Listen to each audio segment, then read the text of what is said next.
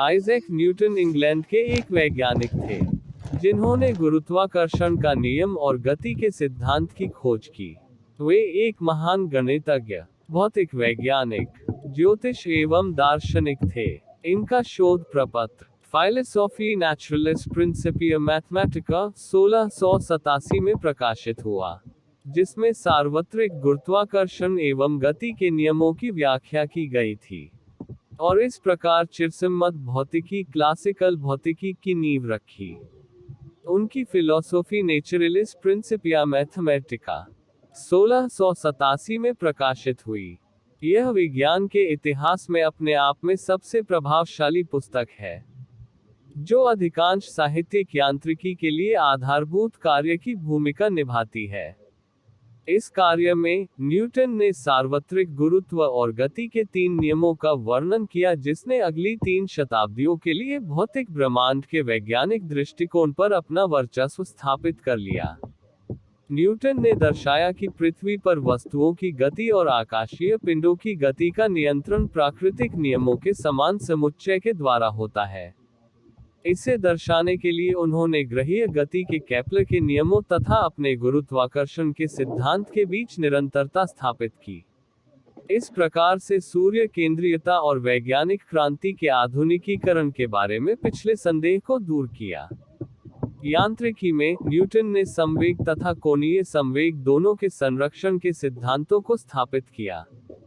प्रकाशिकी में उन्होंने पहला व्यवहारिक परावर्ती दूरदर्शी बनाया और इस आधार पर रंग का सिद्धांत विकसित किया कि एक प्रिज्म श्वेत प्रकाश को कई रंगों में अपघटित कर देता है, जो दृश्य स्पेक्ट्रम बनाते हैं।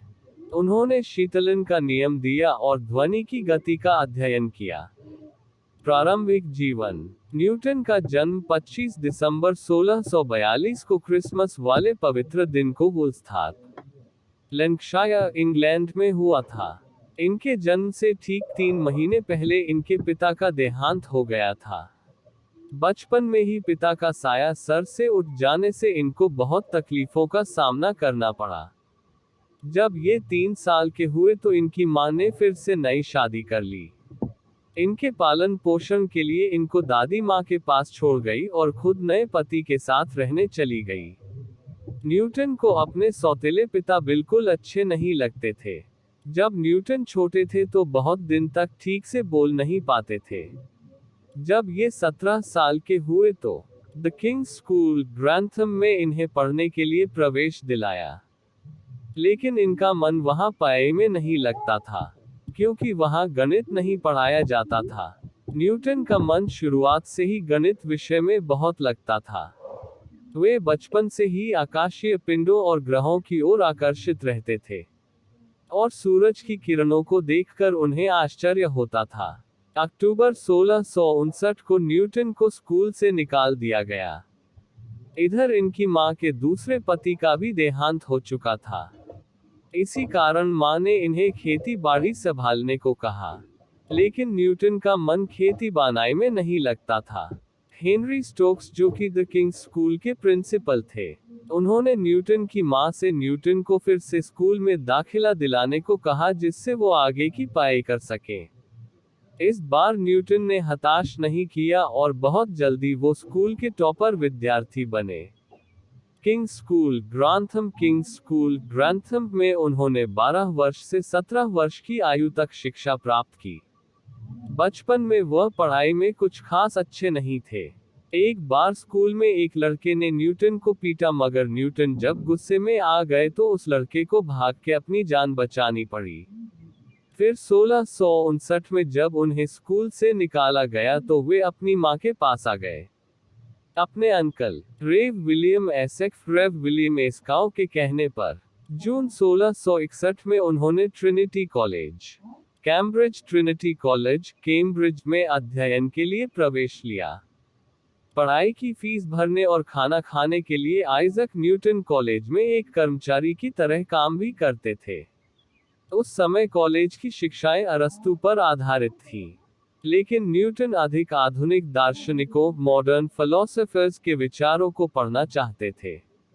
1664 में इनकी प्रतिभा के कारण एक स्कॉलरशिप की व्यवस्था कॉलेज की तरफ से हो गई। जिसकी मदद से न्यूटन अब आगे की पढ़ाई कर सकते थे। उस समय विज्ञान बहुत आगे नहीं था। फिर यही रहकर न्यूटन ने प्रसिद्ध केपलर के नियम पढ़े।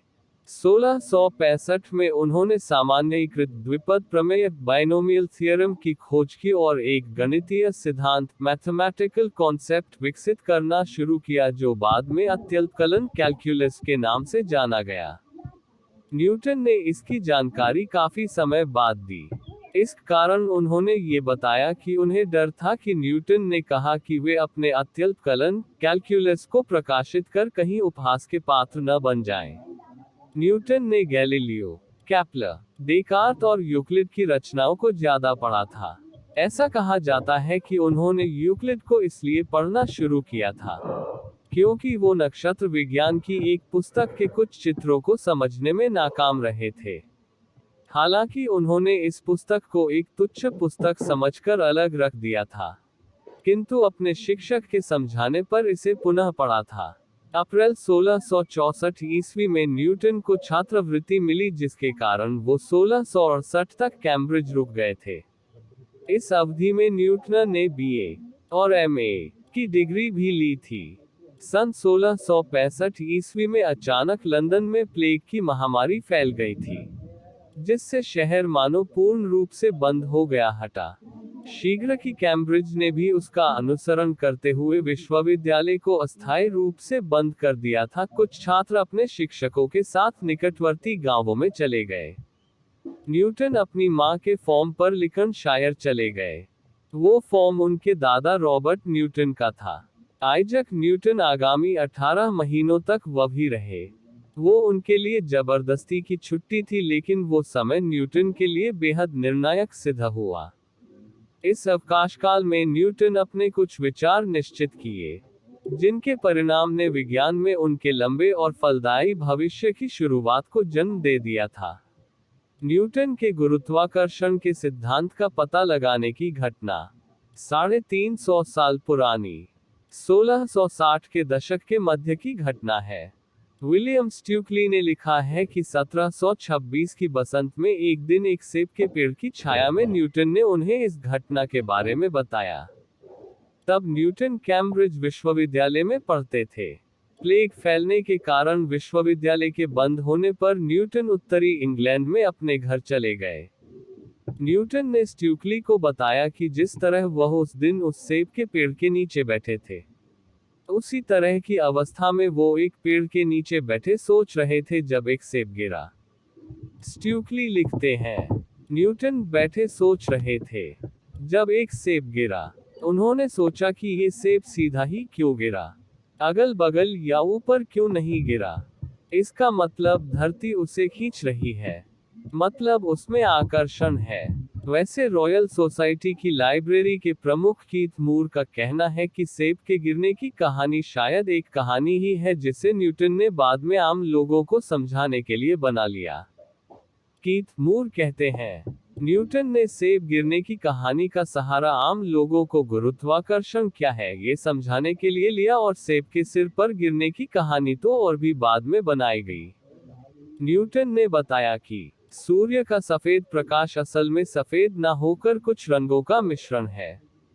इसके लिए उन्होंने सूर्य की किरणों को प्रिज्म से गुजारा तो देखा जामुनी, नारंगी, पीला, लाल, नीला, हरा और बैंगनी रंग का स्पेक्ट्रम बनता है। इसे ही हम इंद्रधनुष भी कहते हैं, जो हमें बारिश के दिनों में पानी की बूंदों से सूर्य के प्रकाश के परावर्तित होने के कारण आकाश में दिखाई देता है। न्यूटन ने टेलीस्कोप के डेवलपमेंट में भी महत्वपूर्ण योगदान दिया। न्यूटन ने मैकेनिक्स और गुरुत्व के क्षेत्र में बहुत काम किया। एडमंड हेली की मदद से उन्होंने अपनी फेमस बुक प्रिंसिपा मैथमेटिका प्रकाशित करवाई। न्यूटन ने इसमें 3 लॉज ऑफ मोशन को सत्यापित किया और गुरुत्वाकर्षण के नियम को परिभाषित किया। उनके ये नियम आने वाले समय में मॉडर्न फिजिक्स के लिए आधारस्तंभ साबित हुए। इसमें उन्होंने हमारे ग्रहों के प्लैनेटरी मूवमेंट्स को भी एक्सप्लेन किया। आइजैक न्यूटन ने आजीवन विवाह नहीं किया। उन्होंने अपना पूरा जीवन अपनी रिसर्च और वैज्ञानिक खोजों को ही समर्पित किया। न्यूटन ने बाइबल पर अपने धार्मिक शोध भी लिखे। न्यूटन इंग्लैंड की संसद के सदस्य भी रहे। इंग्लैंड में उन्हें वहां की टकसाल का वार्डन भी नियुक्त किया गया। यहाँ उन्होंने बहुत ही ईमानदारी से काम किया। अपनी मौत तक वो इस पद पर बने रहे। अप्रैल 1705 में इंग्लैंड की महारानी एनी ने आइजैक न्यूटन को उनके राजनीतिक योगदान के लिए ट्रिनिटी कॉलेज, कैम्ब्रिज में एक शाही यात्रा के दौरान नाइट की उपाधि दी। आइजैक न्यूटन की मृत्यु 31 मार्च 1727, 20 मार्च 1726 ओल्ड कैलेंडर को नींद में सोते हुए हुई। उन्हें वेस्टमिंस्टर एबे में दफनाया गया।